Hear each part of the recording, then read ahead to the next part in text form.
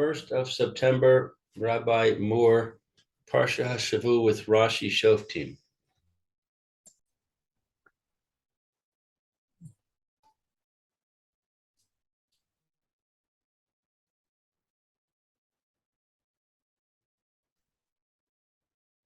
Hello, Meir. Hello, Lou. Hello, Yechiel. Hi, how are you doing? Baruch Hashem. Thank you. Hi, Yechiel. Seb, I have another thing.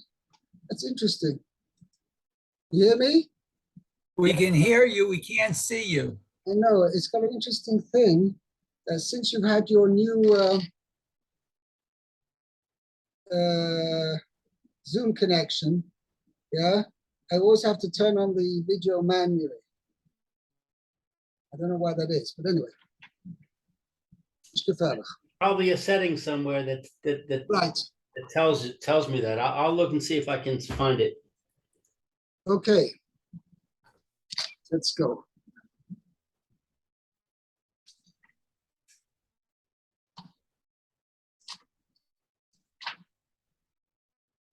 But what about you, Meir? Do you find that you have to turn on your video?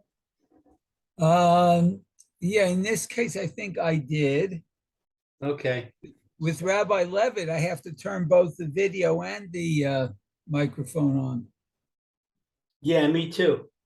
So that he must have something on his that does that. I don't know. Yeah. Okay. I'll look at it.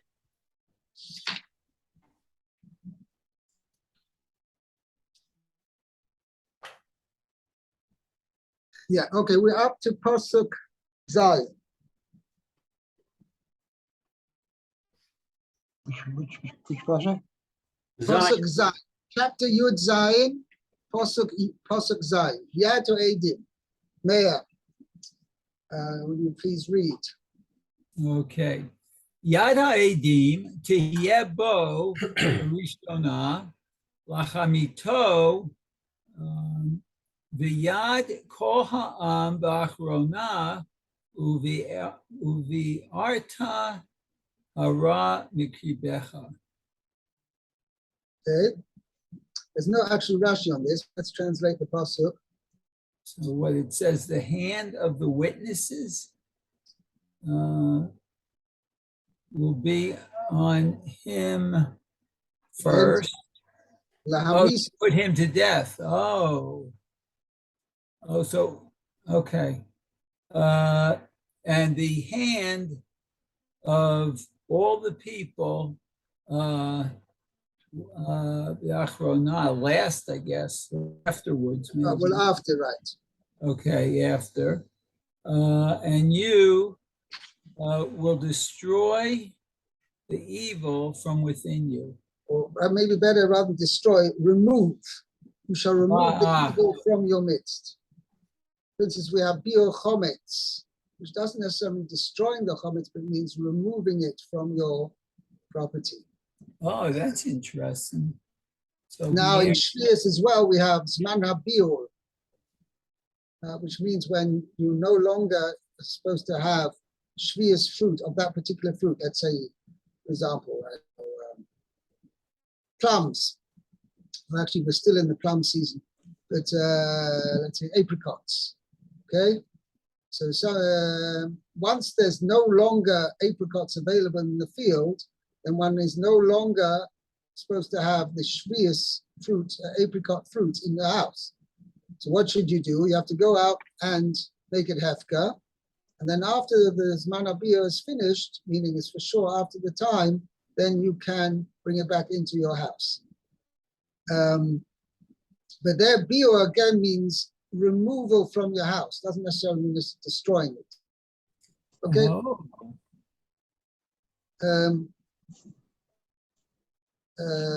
Yeah. By the way, just to receive this pasuk, that Gemara learns out that the witnesses, since they brought this actually person to Bezdin, and they were the cause, let's say, of the person being put to death. In English, you have to say, put your money where your mouth is, right? So it's the same idea that they should be the ones to act. I mean, there's a positive side and not negative side to it. I wouldn't say it's the right way of expressing it, but point is that these Eidim are, according to their testimony, they say this person served Avodah Zarah, and Beis Din is going to come to the decision that this person should be put to death as a result of that testimony. So they're the ones that gave the testimony. They brought the person to Beis Din, that Beis Din should make the decision that this person is deserving of the death penalty. And the Eidim themselves, they should be the ones to carry out the death penalty. That's the idea over here. Yad Eidim Tibar Rishona, and then subsequently, Yad Kolam Ba'achroina. Now, by the way, this is only this concept of first and last is only really shy up by the death penalty of stoning. That's what we're talking about over here, as mentioned in Pasuk Hey, that the death sentence for somebody who serves Avodah Zarah is Skaltom Ba'avonim Bomesu. You shall stone them pelt them with stones, and they shall die. Now it's interesting. The Gemara in Sanhedrin explains how was stoning done. Okay, the Gemara says that they took the accused, not just the accused, the sentenced to be sentenced to death. They took him and put him on a platform which was twice his height off the ground. You know, let's say average person is something like 1.75 meters, let's say something like that. So this platform was 3.5 meters off the ground, so that when he got pushed off the platform, he would fall, besides his height as he was, another twice his height. And the Gemara says the most times that was sufficient to, from that fall, he would die. Especially if it was hard ground or whatever below, he would die. But pending that, if he didn't die, then they would actually pelt him with stones. We're not talking about stones, we're talking about boulders, right? Heavy stones, which kedei lahomis. Okay? So the Eidim would be the first ones to cast a stone upon him.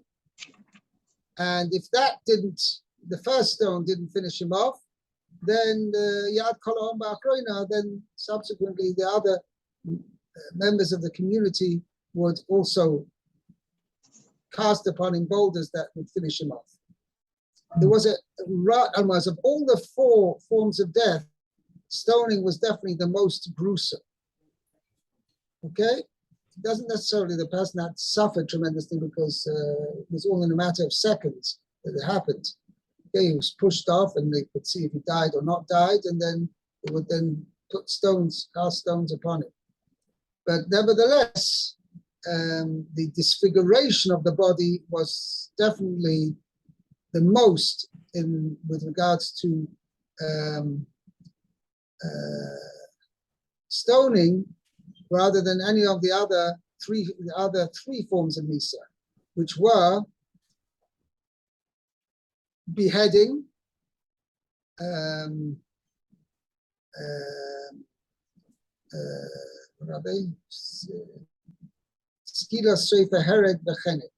strangulation. That was the least form. Strangulation was because that was what they would do is they'd take a rope and strangle the person. 2 people stand at 2 ends and pull from in opposite directions and strangle the person.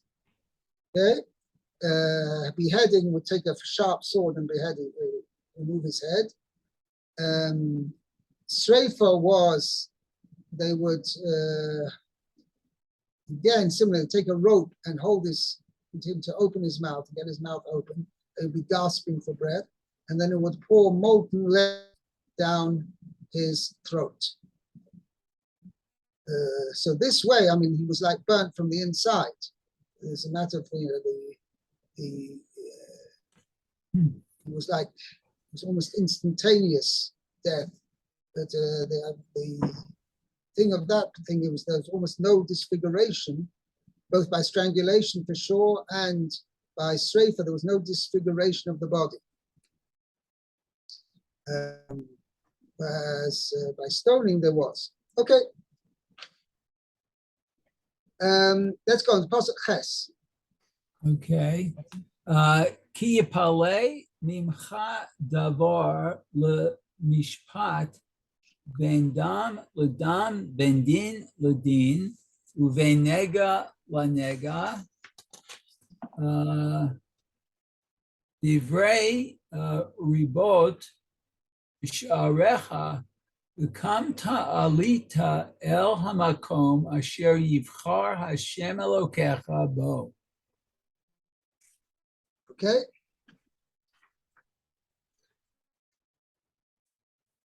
Now, Okay.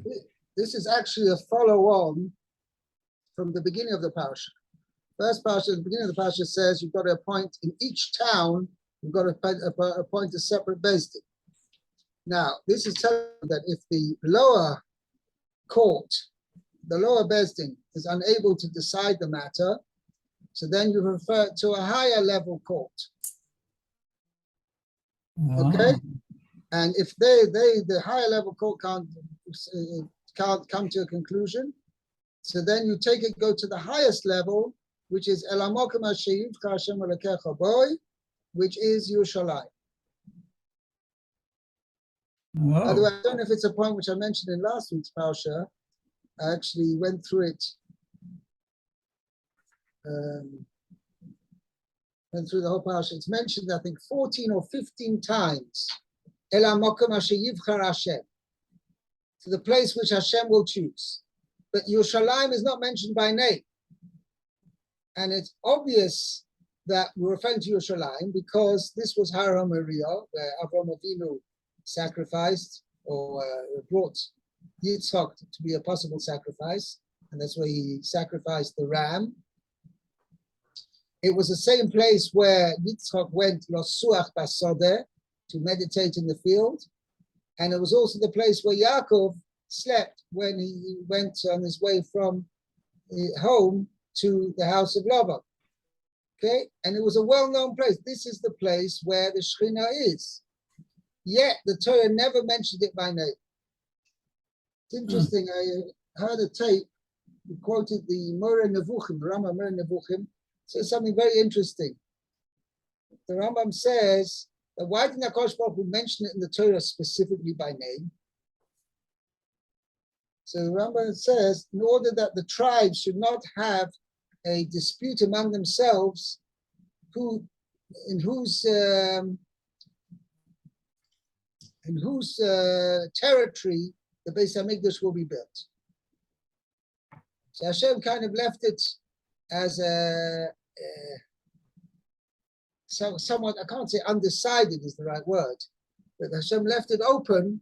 Just says the place where I will choose. Kosh Baruch Hu says the place where Hashem will choose. You know, it's not stated where it is.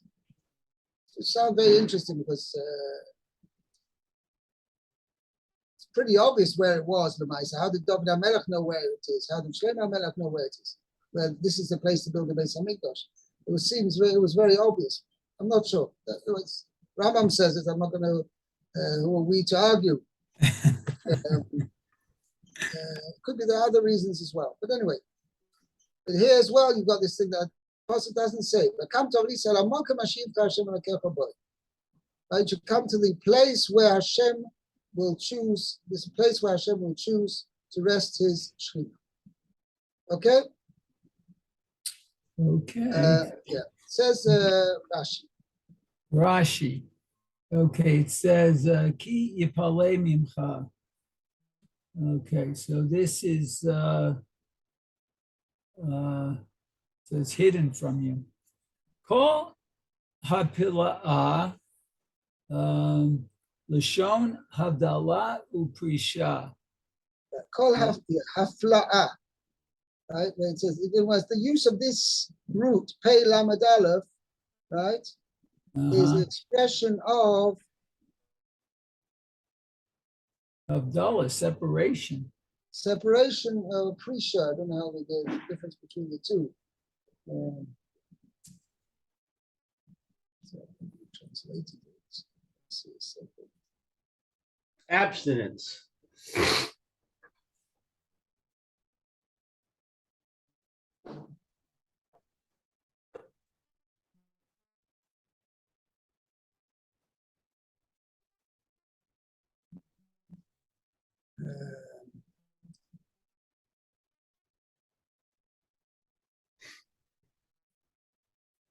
Distinction or separation.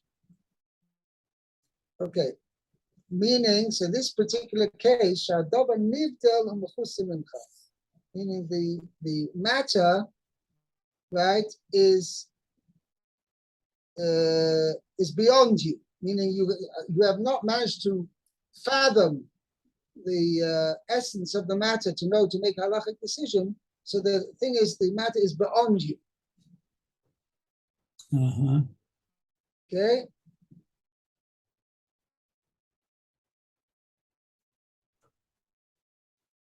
Okay. Okay. Now, so the Torah gives us 3 examples of where we may not be able to make a clear decision. Bein dom ledom. Okay. That says, Ben dam tameh, ledam tahor. Oh, Okay. you have to know the difference. Right. Now, let me give you a little bit of background to this. The Gemara in Nida says, and this is particularly what we're talking about, referring to over here, Lav Dafka Nida could be Zoba, but anytime a woman has an excretion of blood, okay, menstrual blood, then according to the Torah, not all forms of blood make her tummy. There's only 5 forms of blood which make her tummy, and there's certain types of forms of blood which do not make her tummy. And it says, till the time of the Tanoim, they were expert and familiar with able to distinguish between the different types of blood. However, already from the time of the Amoraim, after the Mishnah, times the sages mentioned in the Gemara, known as the Amoraim, they already during that time, the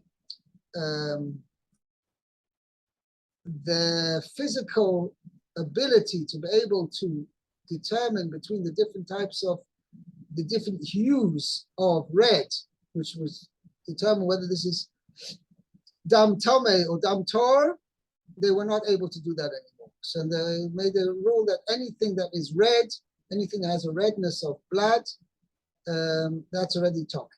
All forms of blood are tome. Okay, but anyway, this is the time when they obviously could technically make a distinction, but the lower court, the Dayanim of the lower court were unable to determine, come to a decision whether this is Dam Torah or Dam Tome, so they would refer it to the higher court. Okay? Okay. Ben din ledin. Din ledin. Okay, between the judgment and judgment. Ben din zachai, ledin chayav. Zachai is merit, isn't it? Right. Means whether the din is the person is zakai, means he's acquitted. Ah. Or that he's innocent, right? And a Right. judgment that finds him guilty. Okay? Means they don't know that this in particular will be in monetary offenses or monetary disputes and or capital cases of capital punishment. But this person who is supposedly did something wrong, whether he's innocent, Zakai is innocent in his sake, or Chayav, or he's liable, he's guilty. Okay? Ben nega la nega. Okay, it says ben nega tameh, lenega tahor.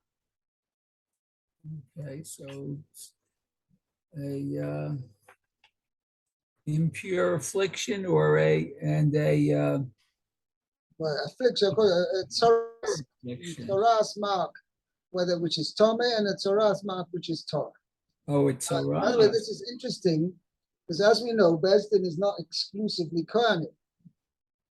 So, what is this case talking about? In order to pronounce a person to be Tome with Tzoras, it had to be Dafka Kohen who would pronounce him to be Tome or not. And this is seems a general, how do I say it? Difference of opinion among the Dayanim, who are not necessarily Kohanim. Okay, we're going to see more about it in the next pasuk. Okay, but l'chayra it means that the actual discussion and the decision to say whether it is a neg atome or not could well be discussed by any form of dayan. All Talmidei Chachamim are qualified to determine whether this is a neg atome or not. But the actual pronouncement of the fact that the person is tome had to be a kohen. It was the decision to say whether this is a neg atome or not could be anybody. But the pronouncement of the person upon the person that he is now Tome as a result of having this nega had to be a Kohen to do that. Okay?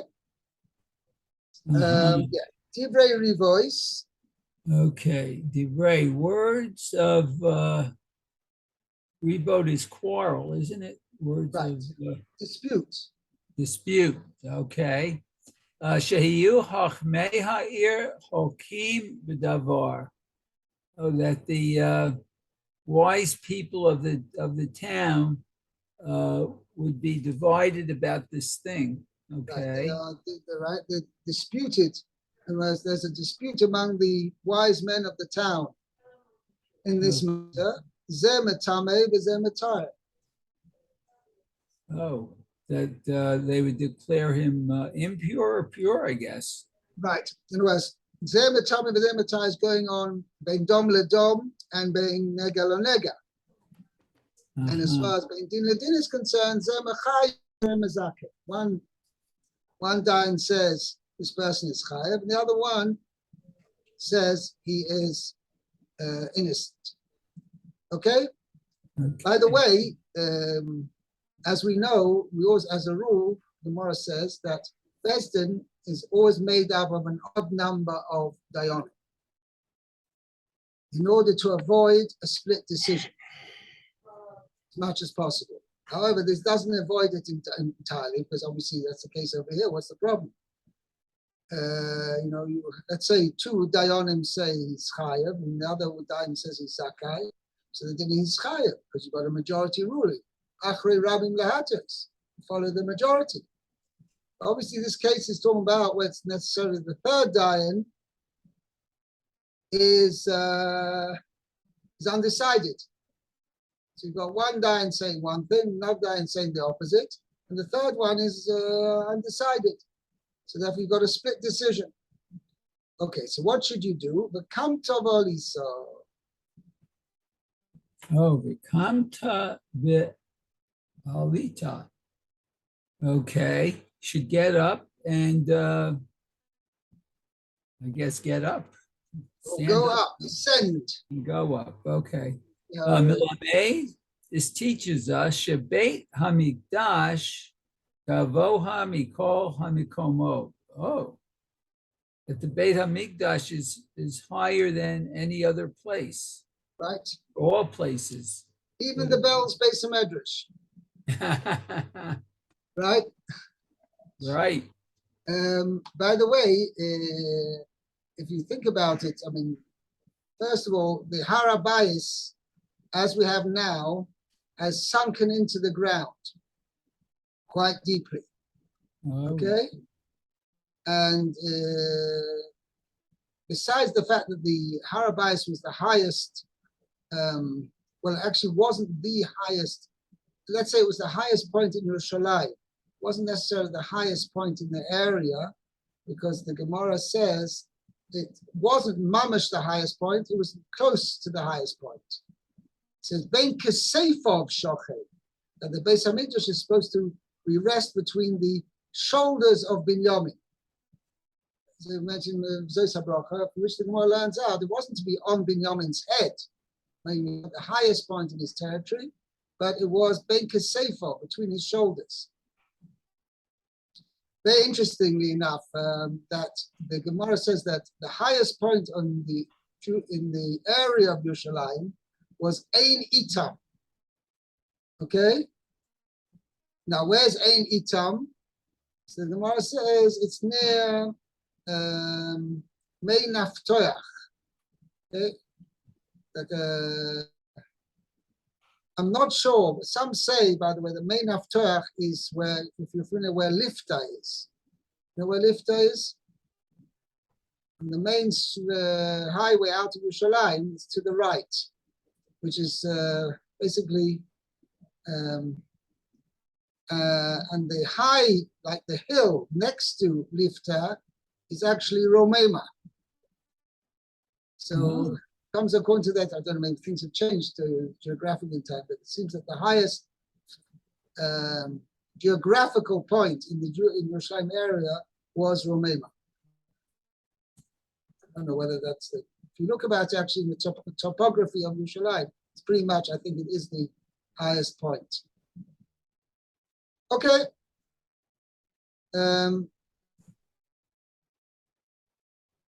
Fine, let's continue now. Pasuk Tes, Lu. Uvoso el hakohanim haLevim. Uvasa el hakohanim haleviim ve'el hashofet asher yiyeh bayamim hahem v'darashta v'higidu lecha es davar ha-mishpat. So it means, and you shall come to the Kohanim, the Levites, and to the judge that will be in those days, and I'm sorry, not and, and you shall inquire, and they will tell you the words of the judgment. Right. Well, So Rashi says, I'm sorry? Var Mishpat means the matter. How do I translate it? Let's see what it means. The matter of the judgment means that they will explain to you what should be the decision in this particular matter. Right. V'hakohanim haleviim, according to Rashi, hakohanim sheyatzu mi-shevet Levi, the Kohanim who came from the tribe of Levi. Right. Ve'el ha-shofet asher yeh bayamim hahem, and to the judge who will be in those days. Afilu eino kishar Shoftim, even if he is not like other judges Shahayu lefanav, that were before him. Ata tarich lishmoa lo, you are obligated to listen to him. Ein lecha ella shofet shibiyamecha. There is not for you. There is only for you judges that are in your days. Shofet b'yomecha, who is in your days. Which means basically, and this is has been often a point of contention among Klal Yisrael, is that when there's one particular generation has a very high level leader, and after he passes on, there's not somebody of the same caliber who succeeds him, there's chas v'shalom a temptation on especially the older people of that generation, who say, well, we remember the great Rav, our great leader who was before, and he could answer anything like this, and he was an expert in all the annals of the Torah, and he could give an answer. And the new judge now who's been appointed, right? He's not up to that, right? Why should we refer our decisions to him? He's nowhere near who with the same caliber of the one before him. Nevertheless, the Torah tells us, this is it. Klal Yisrael needs a leader. If this person has been appointed to be the halachic authority of that generation, and he's the greatest person in that generation, he is the one you have to listen to, and you may be lamenting the loss of the previous leader. This person not in the same caliber, too bad. And it's sometimes it's not an easy test for especially of the Rabbonim of that particular generation, to be able to willingly accept the authority of the new leader if he's not on the same caliber as the old one was. Okay, so that's what the Torah is telling you. I wanted to add a point over here. Yes, the Gemara says on this, Yiftach b'deireh k'Shmuel b'deireh. Yiftach, who was not necessarily a particularly learned man, but he did have abilities of leadership, and therefore he was appointed to be the leader of the Jewish people, the Shofet. Obviously, he was not a Amaretz, but he was not on the caliber of other leaders before him, and certainly not on the same caliber as Shmuel and Ovi. Nevertheless, the Gemara says, Yiftach b'derech k'Shmuel b'derech. Since Yiftach was the leader in his generation, Klal Yisrael had to listen to him and accept his authority unconditionally, in the same way as they accepted Shmuel's leadership unconditionally.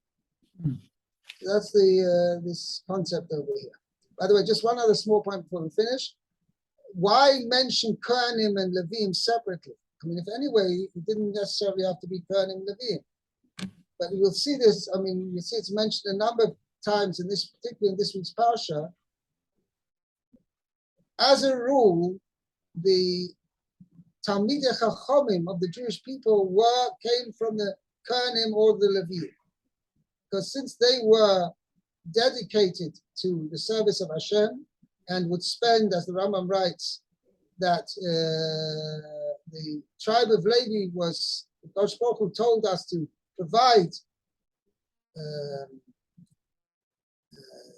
sustenance for the Levim, because they are the ones dedicated to the service of Hashem, which includes learning as well. However, the Pasuk tells us over here, it's not exclusive to the Kohanim and the Levim to be the leaders of the spiritual leaders of the Jewish people. It can be anybody. Whereas the opportunity to be the leader of the Jewish people or the judges of the Jewish people, it was open to anybody. And the Maisa, as rule of thumb, most times it was Kohanim and Levim. Okay? Fine, we'll end here. I wish everybody a good Shabbos. Okay, have a good Shabbos, Rabbi. Shabbos. Okay, bye now. Shabbos, Lou. Good Shabbos. Okay, good Shabbos, Yechiel. What is the Parsha that you read from? The Parsha was Shoftim. Shoftim, which Yeah, Shoftim, it was, I think, chapter 17 in Devarim. Yeah, that's correct. Okay. Excellent. Have a great day. Okay. Very